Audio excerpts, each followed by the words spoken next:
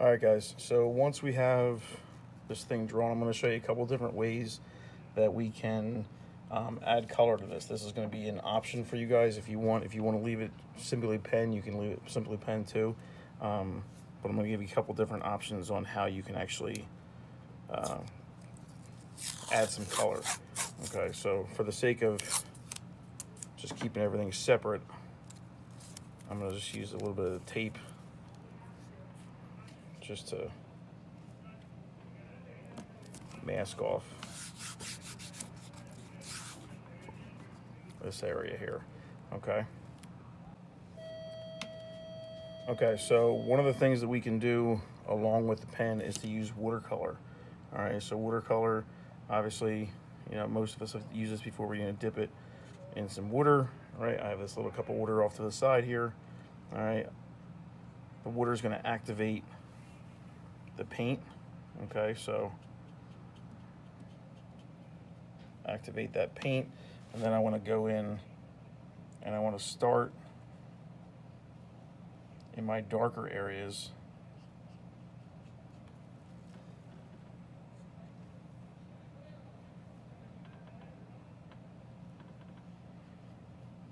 And then slowly pull up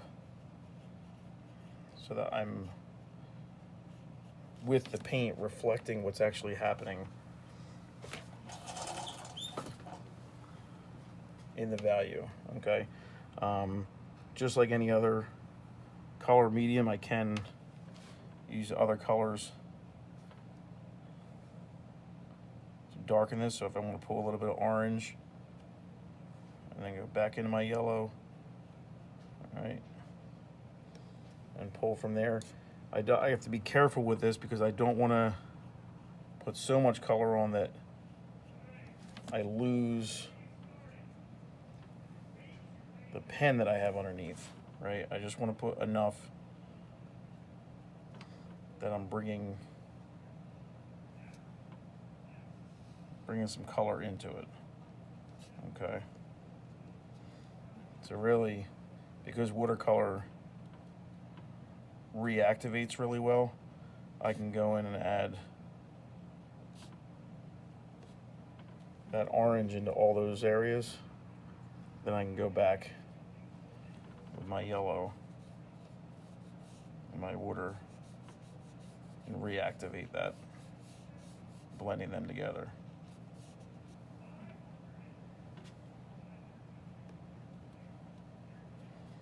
All right, so I don't want to put it on so thick that I can't see the pen work.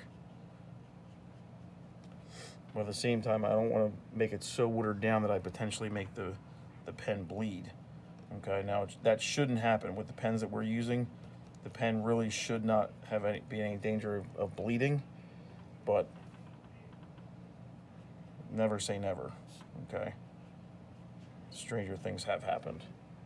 But if I just put some on, use a little water, just pull it into my lighter values, all right, and I can get things like that.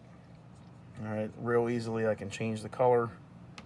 All right, so let's say I want to make this a blue block. All right.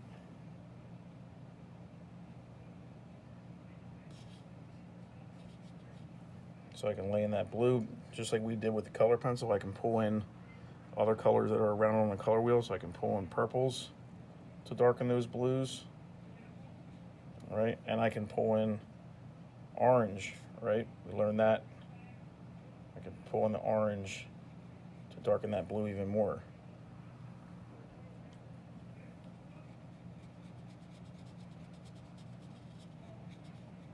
All right, but I don't want to hide all the pen work. I just want to give a little bit of a color to this thing.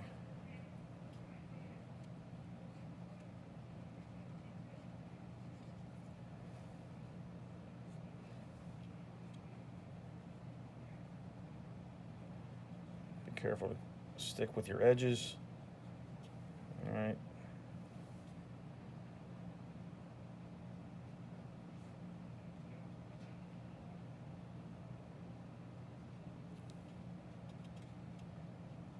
still doing a hard edge image, so we still want to apply our paint to a hard edge area. Okay.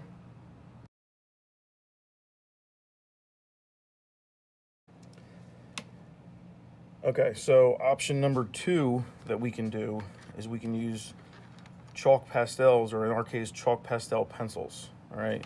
So the key to doing this is we've already created a completely finished pen drawing, right? We just want to add a little touch of color. All right. Now this is meant to be smeared a little bit. All right. So we're going to put some basic color, go through a couple different values, right? Because I'm making this blue. And this is a dark area. I still want to work that orange into it.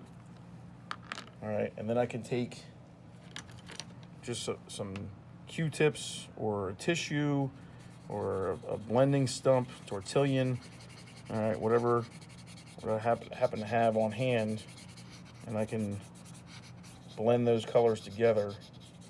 All right, and you can see next to the watercolor it has a very similar effect, okay?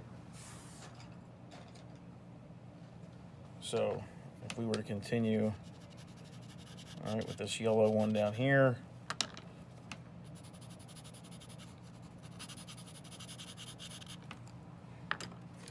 take another Q-tip so my blue doesn't mix. Okay, and I do something like that. You can see the values are not much different, but what we do when this is all done, when this whole section is done, is we're going to take some of this stuff, this crystal clear coating that we can spray on, and when we spray this, all the black pen is going to come back to the forefront. All right.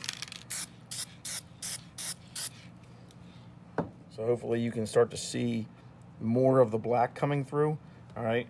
Obviously, you would want to finish all of it and then spray it, because now it's going to be really hard, if not impossible, for me to do anything else in here. But all that, by spraying it, the color goes to the background and all the pen work comes to the foreground. So that's option number 2, the pastel pencils.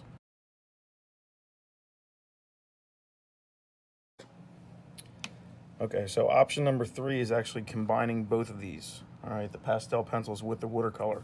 So what we would do with this is we would start as if we're just doing the pastel pencils, okay? We're not gonna overdo it with them, all right? We're gonna work a little bit of that color in, all right? Use a little bit of that green because we are in a dark area, right? We can lay in different reds.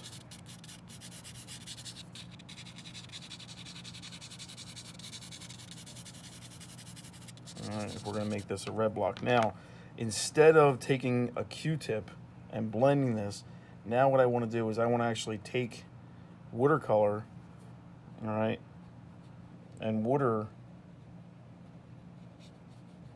more importantly than even the watercolor, and start to use the pastel there as my watercolor. All right, I have to take a little bit of that water. I can pick that up. I can start moving it around.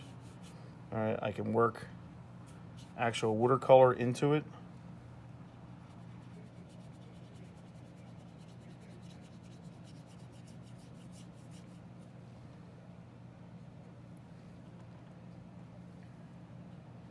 I can pull some green watercolor into that dark area. All right, to really bump up those darks.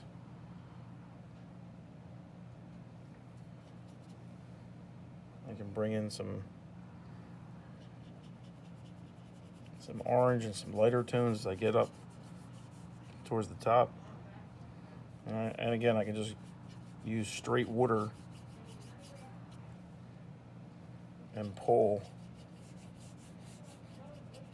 just to add a little bit of value. We're not looking for a full dark image here necessarily, okay?